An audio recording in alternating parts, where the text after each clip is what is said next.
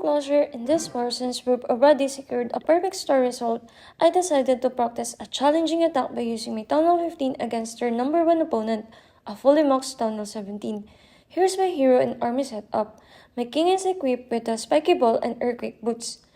And his pet is the phoenix. My archer queen uses the giant arrow and healer puppet, and her pet is Frosty. The grand warden pet is Owl, and he is equipped with the 2 books. Meanwhile, the royal champion carries the rocket spear and electro boots, and her pet is the unicorn. List of our troops composition: 5 root rider, 4 healers, 2 balloons, 1 ice golem, 1 furnace, 1 assistant warden, 2 headhunter, 7 Valkyrie, 1 minions, 1 archer, and 6 super barbs. While the spell is the following: rage spell, 1 freeze, 6 invisible spell, and 1 overgrowth. And we have a CC backup composition, which are the following: 1 archer, 1 Valkyrie, 1 Yeti, 1 sneaky goblin, 1 super Valkyrie, and 1 sage barracks, and the poison and the recall spell. When I scouted the enemy's TH17 layout, one thing immediately stood out: the large empty area near the Maxuk Tower at the 12 o'clock position.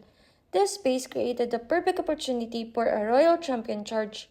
A properly executed RC charge in this spot would eliminate several key defenses and establish a strong funnel for the rest of the attack. Because this section included a multi-gear defense, a Maxuk Tower, and a scatter shot, clearing these targets early would significantly weaken the base defensive core. At the 9 o'clock sign, we will deploy the queen and activate her giant arrow. We will also drop SB barracks to help her clear outer buildings and keep her path controlled. At the 10 o'clock area, we will place the ice column, the root rider, the healers, the warden, and the rest of our spam troops, except those reserved for cleanup.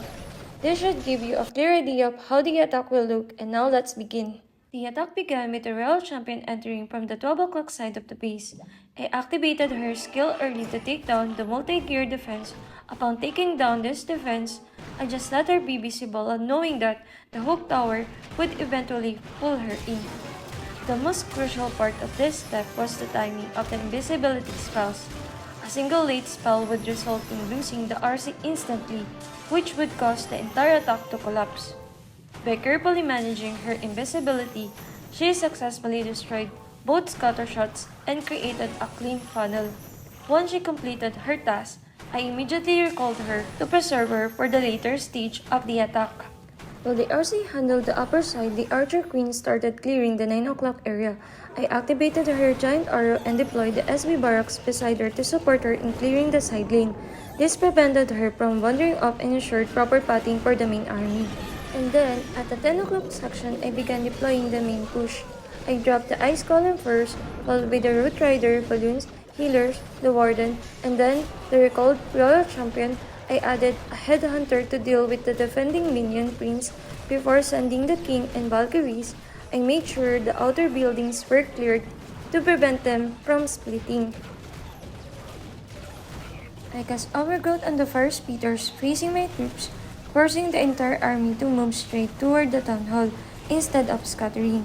As the troops approached the core, I activated the warden's ability, protecting them from the tunnel's blast and buying time for healing. So we still had the king's ability, a rage spell, and freeze spell available. I used the freeze spell to help the queen take down the ricochet defense and keep her alive for additional cleanup.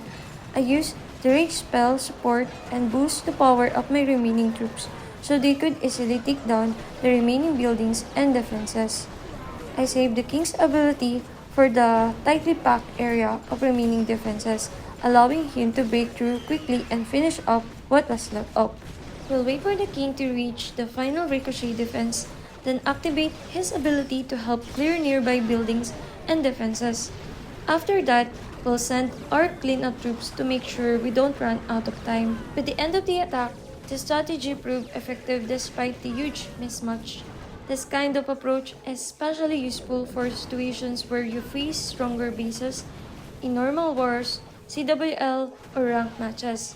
I hope this breakdown helps you improve your attacks whenever you encounter similar mismatch scenarios. If you found this helpful, please support me by liking, sharing, and following me for more Clash of Clans tutorial and updates. Happy clashing! Bye-bye!